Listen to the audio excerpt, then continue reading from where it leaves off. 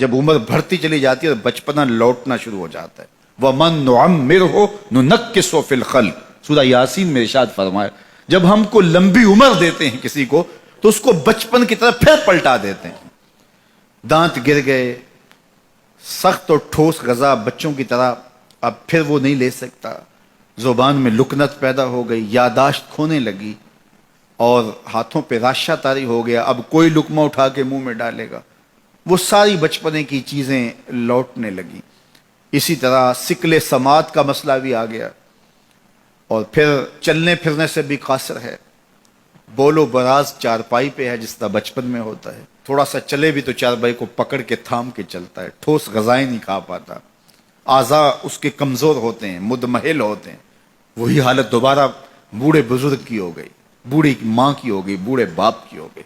اب ان کو بھی نرم لقمے شوربے میں بھگو کے منہ میں ڈالنے پڑتے ہیں، منہ میں دانت نہیں ہیں کہ چبا سکیں. اللہ اکبر، بار بار ایک چیز کا مطالبہ کرتے ہیں، طبیعت میں چڑچڑا پن پیدا ہو جاتا ہے، بچپنے والی ضد پلٹ آتی ہے اور بول و براز بھی چارپائی پہ.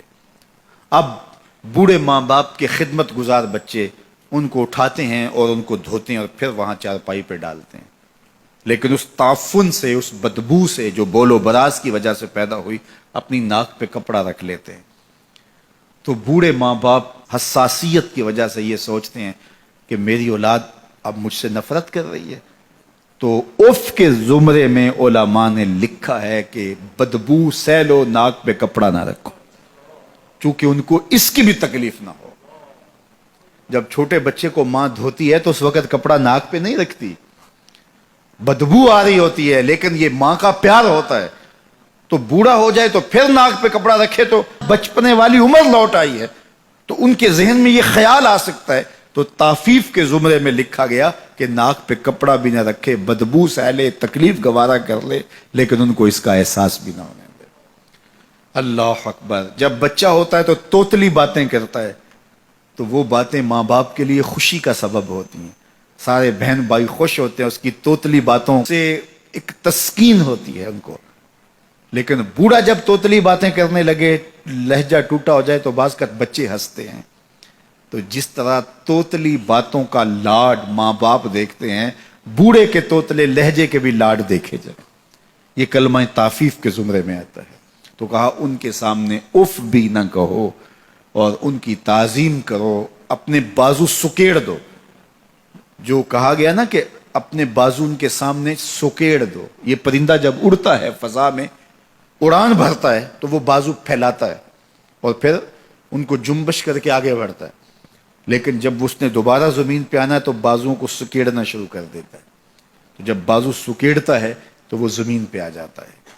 تو کہا والدین کے پاس جب آؤ تو بازو سکیڑ لو. مطلب کیا؟ تم مفتی شہر ہو، تم علامت الدہر ہو، تم ڈی سی ہو، تم ایس ایس پی ہو، تم منسٹر ہو، تم بہت کامیاب بڑے بزنس مین ہو، تم ڈاکٹر ہو، تم انجینئر ہو. زمانہ تمہاری باتیں سننے کے لیے ترستا ہے. دنیا کی دانش گاہوں میں تمہاری گفتگو موتیوں کی طرح لوگ جھولیوں میں ڈالتے ہیں.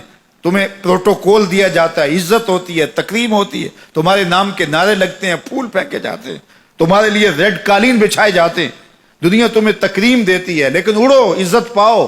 لیکن جب ماں کی گود میں آؤ پھر پر سمیٹ لو. اب ڈاکٹر بن کے نہ آنا، اب بزنس مین بن کے نہ آنا، اب مفتی شہر بن کے نہ آنا، اب علامت الدہر اور فہامت الزماں بن کے نہ آنا، اب بیٹا بن کے ماں کے قدموں میں آ کے بیٹھنا. تو یہاں آؤ تو بازو سکیڑ کے آؤ اور باہر جاؤ تو بازو پھیلا لو. تو کہا ان کے سامنے اپنی بڑائی ظاہر نہ کرنا، بلکہ ان کے سامنے طفل مکتب بن جانا، طفل شیرخوار بن جانا، چھوٹے سے بچے بن جانا، ان کے لاڈ دیکھنا، ان کی چھوٹی چھوٹی باتوں پر جو ہے وہ باتیں کرنا.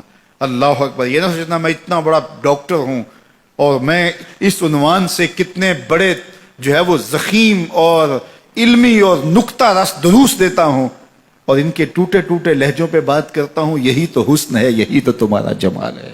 اس سے تمہارے والدین کو خوشی ہوتی ہے. ان کی عزت کرو، ان کی تکریم بجا لاؤ اور ان کی ضروریات کا خیال رکھو.